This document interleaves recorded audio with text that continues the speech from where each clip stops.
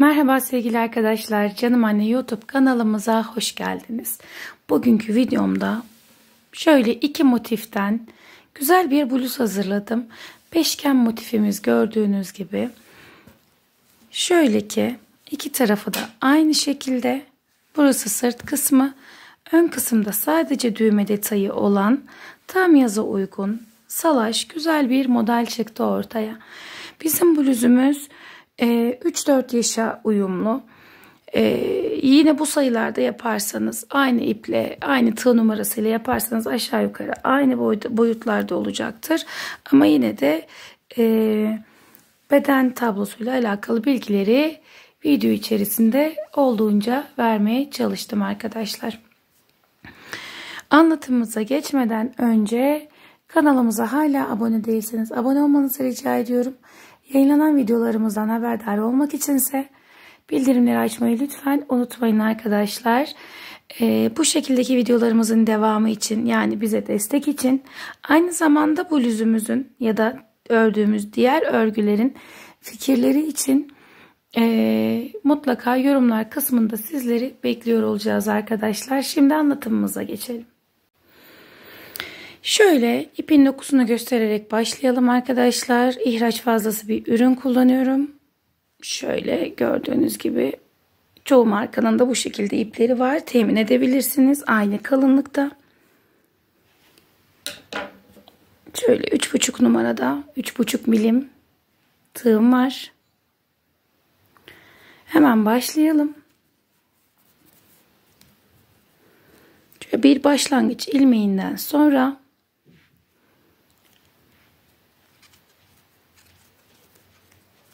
7 tane zincir çekiyorum. Başlangıçtaki zincirime batıp şöyle bir yuvarlak hazırladım. 3 zincir, ardından 2 tane trabzan yapıyorum. Tekrar 3 zincir, 3 trabzan.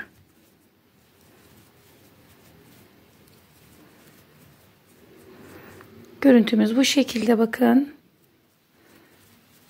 Tekrar 3 zincir, 3 trabzan,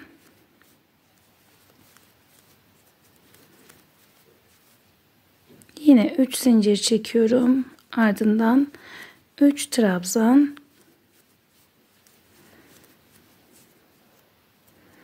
son kez 3 tane trabzan yapıyorum.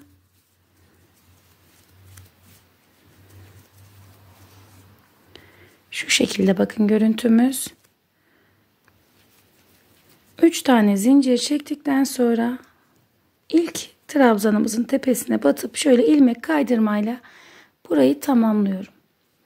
Daha sonra bakın şu ilk kısımdaki trabzanların tepesinden ilmeğimi alıp şöyle tığımdaki ilmekten geçiriyorum. Yani ilmek kaydırma yapıyorum. Boşluğa geçtim. 3 zincir. Bir üst sıraya geçmek için de zincirimiz. Yanına 2 tane trabzan yaptım. Zincirle birlikte 3 trabzan görüntüsü oluştu. 3 zincir çekiyorum. 3 tane trabzan. Bu şekilde. 2 zincir çektim boşlukta. Tekrar diğer boşluğa geçiyorum. 3 zincir, pardon, önce 3 trabzan, ardından 3 zincir, tekrar 3 trabzan daha. 5 tane boşluğumuz var, bakın şu şekilde beşgen bir görüntü yakalayacağız. Her boşluk için aynı uygulamayı yapalım. 3 trabzan, ardından 3 zincir, arkasından 3 trabzan daha. Şu kısımlarda da ikişer zincir yaparak devam edelim. Sırayı tamamladım, bakın.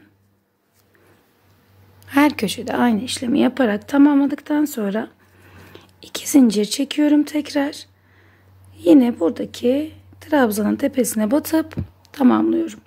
Yine alt sırada yaptığımız gibi ilmek kaydırmayla ilk boşluğa geçip Aynı şekilde köşe kısımlarda aynı modeli yapacağım. Bakın şöyle elimle kapattım. Ortada kalan boşluk kısma bakın. Aynı görüntü oluşacak. Zincirimizden sonra 2 trabzan, ardından 3 zincir, 3 trabzan daha yapalım. Sonra 2 zincir çekelim. Alt kısımda 2 zincir çektiğimiz yer var. Bakın buraya da 3 tane trabzan yapalım.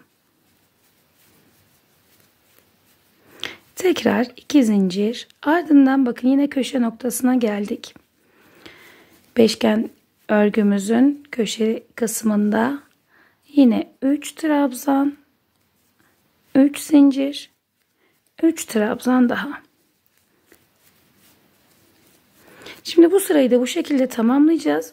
Birbirini takip eden sıralar olacak. Her sırada tabii ki genişleyecek. Arada rengi değiştireceğim. Hatta şimdi değiştirebiliriz. 3'er sıra yapalım. Gidişata göre şekilleniriz. Her sırada boşluklara yaptığımız için ve köşelerde arttırma olduğu için büyüyerek devam edecek. Dediğim gibi birbirini takip eden sıralar bu şekilde istediğimiz boyuta gelinceye kadar devam edeceğiz. Hemen bir renk değişimini de göstermek istiyorum bu sıradan sonra. Sonrasında biraz videomu kapatacağım. Sonrasında epeyce büyütmüş olacağım. Motifimi tamamlamış olacağım ya da yine detaylara birlikte devam edeceğiz. Ama birbirini takip eden sıralar olduğunda detaysız ördüğüm kısımlarda kapatalım ki videomuzu zamandan tasarruf edelim arkadaşlar. Şimdi hemen sıranın sonuna gelmişim sanırım. Hemen çok kısa bir kısım kalmış. Köşeye geldim yine. Hep aynı şekilde dediğim gibi önce 3 trabzan, ardından 3 zincir, tekrar 3 trabzan. Ara kısımlarda 2'şer zincir çektim. 3 tane çekersem çok geniş olacağını düşünüyordum. Tam tahmin ettiğim gibi oldu. Bakın orantılı bir şekilde gidiyor. Kasıntı yok. Eğer 3 tane çekseydim biraz daha böyle bol, hoş durmayan bir görüntü olacaktı. Güzel bir karar olmuş. Tekrar 2 tane zincir çektim. Bakın son 3 tane trabzanım yapıyorum. Tekrar 2 zincirden sonra şuradaki ilk trabzanıma batıp ilmek kaydırma yaptım. Sıkıca bir zincir. İpimi kopardım. Şöyle bir görüntüm oldu. Şimdi diğer ipime geçiyorum. Şöyle bir başlangıç ilmeği atarak başlayalım. Köşe kısmından başlayabiliriz. Yine alt sıralarda olduğu gibi zincirle başlamak istedim. İpimi bağladıktan sonra bakın şöyle 3 zincirimi atıyorum. Yine köşelerde aynı şekilde önce 3 tane trabzan, 3 zincir ve 3 trabzan daha yaparak başlayalım. Ardından 2 zincir boşluklara trabzanlarımızı yapalım. 3'er trabzan yapıyoruz bildiğiniz gibi. Bu şekilde birbirini takip eden sıralar dediğim gibi. Şimdi videomu kapatıp biraz daha devam edeceğim. Daha sonrasında detay oldukça sizlerle paylaşarak tamamlayacağım. 3 tane zincir çektim yine burada. Yine sanıyorum 3'er sıra yaparak devam edeceğim. 2 renkten yapmayı planlıyorum.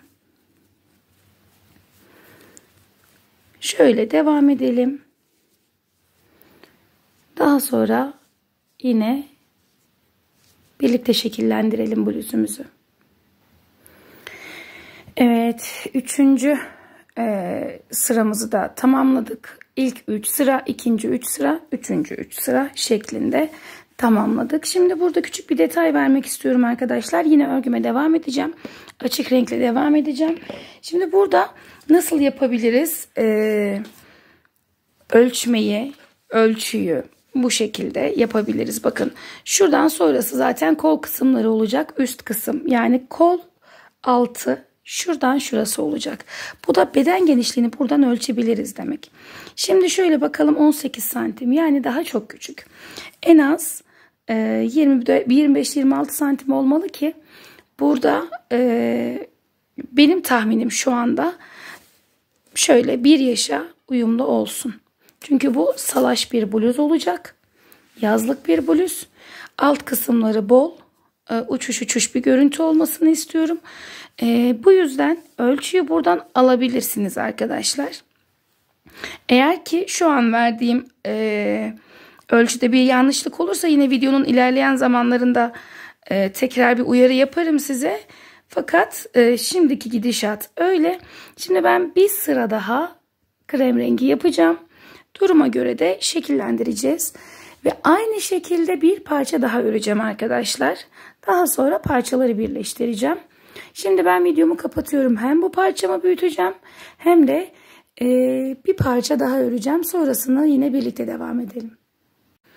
Evet, epeyce ilerledim. Gördüğünüz gibi hem iki parçayı hem de omuzun bir tanesini tamamladım. Şimdi şöyle bir ayrıntımız var. Hemen söylemek istiyorum. Ön parçada şöyle 2 tane düğme kullandım. Düğmeleri omuz detayını yaptıktan sonra diktim buraya. Şimdi bu omuz detayını hemen şöyle göstereceğim. Bakın. Şöyle bir kenar, beşgenimizin bir kenarını şu şekilde üst kısım olarak kabul edeceğiz. Daha sonra bakın boşluk, trabzan, boşluk, trabzan, boşluk, trabzan bu şekilde bir ayarlama yaptım. Burada da aynı şekilde bir boşluk, bir trabzan şu kısma kadar gelecek. Bakın öreceğim yer. Şuradaki boşluksa yaka kısmı olacak. Hem ön hem arka için. Bu şekilde ayarlama yaptım. Ve şu kalınlıkta bir omuz detayı yaptım. Yine aynı şekilde beşgenimizin bir kenarını, herhangi bir kenarını hiç fark etmez. Yine üst kısım olarak yani yaka kısmı olarak belirledim. Daha sonra şöyle çevirdiğimizde bakın ilikleyeceğim yerleri ayarladım ve düğmelerimi buna göre diktim. Bakın şu şekilde olacak. Eğer kalın bir askı kullanıyorsanız bu şekilde 2 tane düğme tercih etmenizi öneririm. Daha düzgün bir görüntü için ama ince bir askı yapmışsanız orta kısımda bir tane düğme yeterli olacaktır arkadaşlar. Şimdi diğer omuza geçelim. Hemen şu öndeki parçayı alacağım. Sadece arka parçada omuz detayını örüyoruz ve ön kısma doğru uzatacağız. Şöyle bir başlangıç ilmeği attım. Şimdi ilk omuz kısmını yaparken şuradan başlangıçtan başladım. Yani sağ baştan başladım. Şimdi burada bitireceğim. Yani şu kısımda bitireceğim. Bakın bu şekilde şöyle sayıp şu kısma denk gelecek şekilde tığımı hemen geçiriyorum buradan. İlmeğimi öne alıyorum. 3 zincir. Daha sonra her trabzana bir kez batıyorum. Bakın hemen burada da göstermek istiyorum. Burada alt kısımdaki trabzanların tepelerine birer tane battım. Boşluklara 2'şer tane battım. Boşluklara da 3 tane batarak başlamıştım başlangıçta. İlk omuzu yaparken bir deneme yanılma yaptım orada. Çünkü ayarlamak gerekiyor arkadaşlar gerçekten bu şekilde. 3 tane yaptığımda çok geniş oldu. Yani şu kısımdan genişleyerek devam etti. O yüzden aralarda birer tane trabzanı azalttım.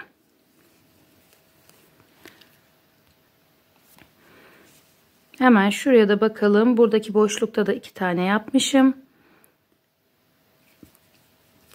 İlkini boşluğa yaptım. İkinciyi de şöyle zincire batarak yapıyorum ki sabit olsun. Şimdi 3 zincir çektim, geri döndüm. 3 tane trabzan, bu modeli zaten çoğu örgümde kullanıyorum. 3 trabzan sayıp aralarına sık iğne ile batıyorum arkadaşlar. Bakın 1 2 3.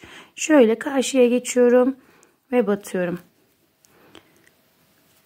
Burada trabzan sayımız 3'ün katlarında olduğu için bu şekildeki örgüm, yani bu model diğer tarafa giderken arka yüzünde hep zincir yapıyorum. Ön yüzünde hep trabzan yapıyorum ve trabzanların bakın şu şekilde düz yüzü hep aynı yöne denk geliyor. Arka yüzü hep aynı yöne denk geliyor. O yüzden çok sevdiğim bir modeldir bu. Bunu da hemen burada omuz kısmında kullanmak istedim. Bakın ilk zincirden sonra 2 tane trabzan yaptım. Daha sonra her yuvaya 3 tane trabzan yaparak devam edeceğim sıra sonuna kadar. Aynı boyda diğer omuzla aynı boyda oluncaya kadar bu kısmı uzatacağım. Ardından iki parçayı birbirine ekleyeceğiz ve bluzumuz tamamlanmış olacak. Şimdi sıranın sonuna geldiğimde bakın 2 tane yaptım. Üçüncüye geçiyorum. Üçüncüyü yaparken burasının sabit olması için şu şekilde batıyorum. Yani alttaki zincirin tepesine batıyorum ki sabit olsun. Şimdi tekrar 3 zincir çektim. Örgümü çevirdim. 3 tane trabzanın arasından batıyorum. Bakın tepesine batmıyorum. Bu şekilde devam edeceğim.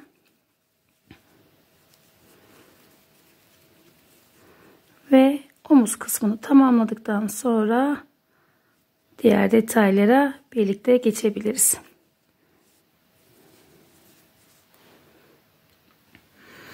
Evet, omuz kısımlarını tamamladım ve şöyle düğmelerle kapattım. Şimdilik görüntümüz bu şekilde. Şimdi birbirine ekleme işlemimiz olacak ama öncesinde küçük bir hatırlatma yapmak istiyorum. Beden ölçüsü için bu kenar kısmını ölçmemiz gerektiğini söylemiştim. Ama şöyle bir ayarlama yapmanızı tavsiye ederim. Şimdi bu kenar kısımlarının bir kenarını ölçtük diyelim. Bundan en az 2 santim daha genişini, yani 1 santim sağdan 1 santim soldan kol evi kesmiş gibi düşünün. Ya da 1,5 santim fazlasını sağdan soldan, yani 2 ya da 3 santim fazlasını düşünerek beden genişliğini baz alın. Çünkü kol kısımlarını şuralardan yapacağız, biraz daha aşağıdan ve bir kenar daha gideceğimiz için şimdi mesela burası 28 santim diyelim bir kenarı, bunu en az 31 santim olarak düşünün ya da 30 santim olarak düşünün. Çünkü kenarda bir detayımız daha olacak ve dediğim gibi kenar kısımları da olacağı için şurası genişleyecek ve daha büyük yaşa uygun olacak. Dediğim gibi bunu baz alarak bir ölçüleme yaparsanız daha iyi bir sonuç elde edersiniz arkadaşlar. Şimdi ben kenar kısım için tekrar bu sarı renkten kullanacağım. Hem böyle bir kenar kontürü olsun hem de birleştirmemizi bununla yapalım istiyorum. Şimdi isterseniz düğmeleri açarak da yapabiliriz. Daha anlaşılır olur. Arka parçada da aynı işlemi yapacağım. Şimdi şöyle şu kenardan başlayalım. Bakın. Şimdi burası kol kısmı olacak. Bu yüzden bir aşağıdan başlayacağım şöyle.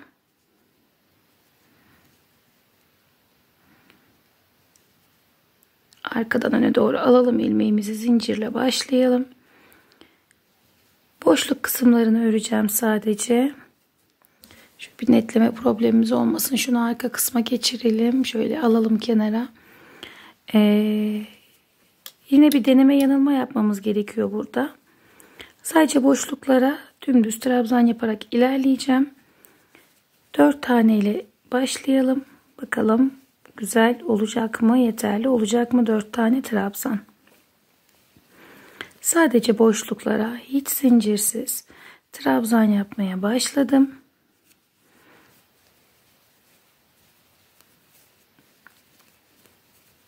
Birkaç tane boşluğu bu şekilde öreceğim. Gergin olmadığı sürece ya da fazla bol olmadığı sürece iyidir bu şekilde. Bakın şöyle alttaki kısımdan bakın şöyle herhangi bir farkı yok. Bu şekilde devam edeceğim. Hemen şöyle birkaç tane daha yapayım ki iyice bir görüntü ortaya çıksın.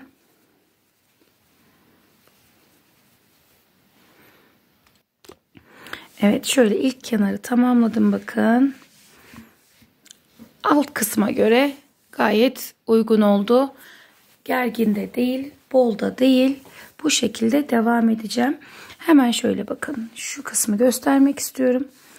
Düğmelerin olduğu kısım omuz kısmı, ön kısım yani. Hemen şöyle bakın 2 tane boşluktan sonra başladım. Burası omuz birleştirme kısmı olacak. Diğer kalan 4 kenarını da bu şekilde öreceğim. Peki köşeleri nasıl yapacağız? Hemen köşelere geçelim.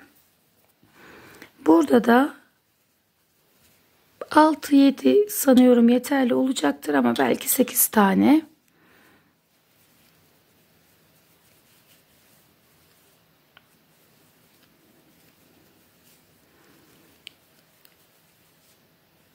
Bir tane daha yapalım. 7 tane olsun.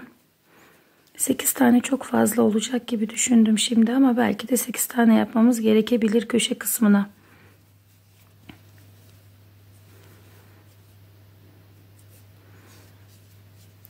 Şu şekilde yeterli oldu. Bakın 7 tane trabzan yaptım buraya da. Bakın şu köşedeki kısım. Buradan sonra yine aynı şekilde devam edeceğim. Dönüşlerde 6 ya da 7. Kenarlarda da 4'er tane trabzan yaparak yine başladığım noktaya yani omuz kısmının diğer yönünü düşünün. Şu kısma kadar devam edeceğim. Daha sonrasını yine birlikte devam edelim. İlk parçamızı tamamladık. Hemen şurada küçük bir ayrıntım var. Bakın. Şu kısımdan sonra zincirle alt kısma geçtim ve burayı zincirle devam ettim. Boşluklara sık iğne ile battım. Aralarında 3 zincirle bu yaka kısmını ve kol kısımlarını tamamladım. İlk parçamız bu şekilde. İkinci parçamızda da hemen yine kol kısmından zincir detayıyla başladım. Bu kısmı da göstermek istiyorum. Kol kısmını yaptım bakın. Daha sonra yapılışını diğer kolda göstereceğim. Yaka ayrıntısındayım şu anda. Şimdi 3 zincirim var. Bakın bitişi burası. Şöyle ilk boşluğa geçtim. 3 zincir boşluğa sık iğne. 3 zincir boşluğa sık iğne. Bu şekilde yaptım. Diğer kenarı da diğer parçadaki kenarı da 3 zincir boşluğa sık iğne şeklinde. Bakın burada da son kısımdayım. Yine boşluğa sık iğnemi yaptım. 3 zincir çekiyorum. Burada da şöyle boşluklara batarak ilerleyeceğim. Zincirim hep 3 tane. Boşluklara sık iğne yaparak ilerleyeceğim.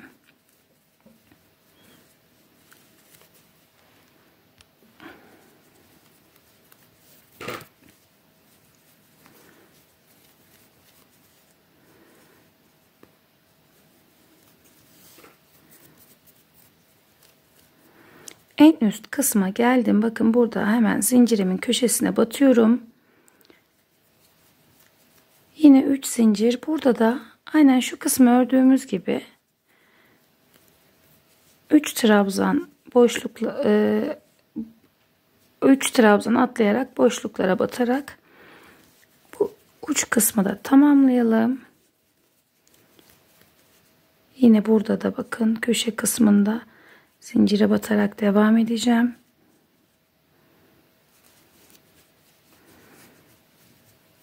Yine zincirimi çekip diğer kenarda da boşluklara batarak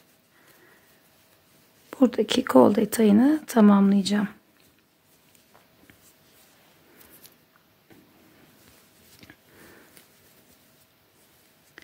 Son kısımdayım. Bakın yine boşluğa geçtim.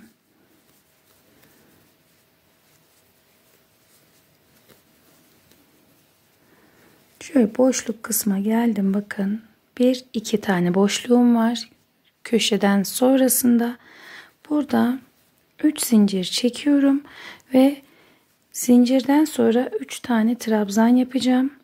Hatta şöyle yapmam gerekiyor. İlk 3 zincirimi çektim bakın. Şimdi diğer parçamı alıyorum.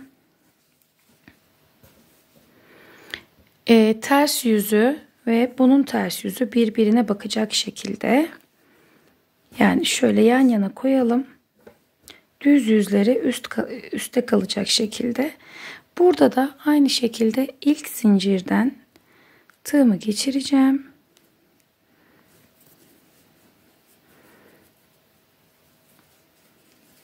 Daha sonra 3 tane trabzan yapacağım.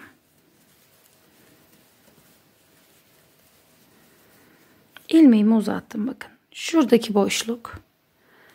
Yani 4 trabzanda bir ekleme işlemimiz olacak. Diğer boşluğa geçtim. Burada yine 4 tane trabzanım var. Trabzanları yaptıktan sonra hafifçe ilmeğimi uzatıyorum. Karşı yüzünden şöyle ilmeğimi geçirdikten sonra yine trabzanlara devam ediyorum. Bu kısmı ilmeğimi bir yakalayayım. Bu kenar boyunca devam edeceğim. Aynı şekilde ekleme yapmaya. 4 tane trabzan yaptıktan sonra ilmeğimi karşı yüze geçirip ekleme işlemini gerçekleştireceğim. Bu kenarın tamamını yaptıktan sonra alt kısımda yine ilk parçada yaptığım gibi 2 kenar devam edeceğim. Daha sonra şuradaki son sırayı örerken şurasıyla son kısmı ekleyeceğim arkadaşlar. Yine aynen bu kenarda yaptığım gibi. Şimdi başka bir detayım yok. Videomu kapatıp devam edeceğim ekleme işlemine ve alt uçtaki bu kenar kısmına videomu kapatıp devam ediyorum. Sonrasına yine birlikte devam edelim. Evet, son kısmına da geldik. Hemen şöyle nasıl bitirdiğimi de göstereyim. Son 4 trabzanım kaldı.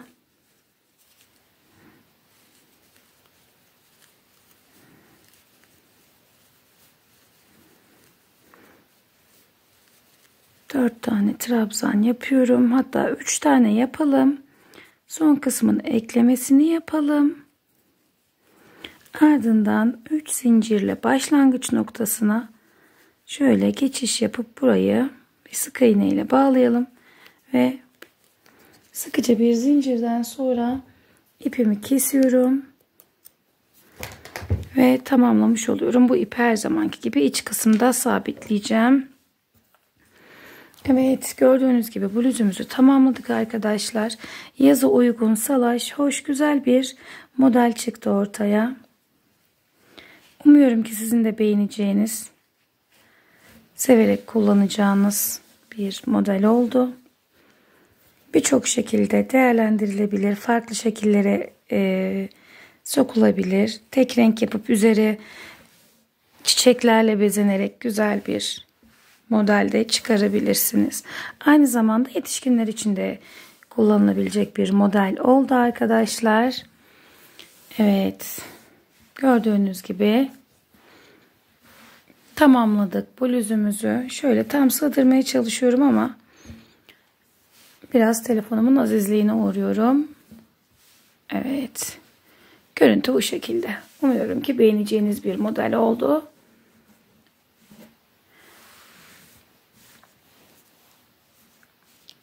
Kanalımıza hala abone değilseniz abone olmanızı rica ediyorum. Yayınlanan videolarımızdan haberdar olmak için ise bildirimleri açmayı lütfen unutmayın arkadaşlar. Daha sonraki videolarımızda tekrardan görüşmek üzere. Hoşça kalın, sağlıcakla kalın.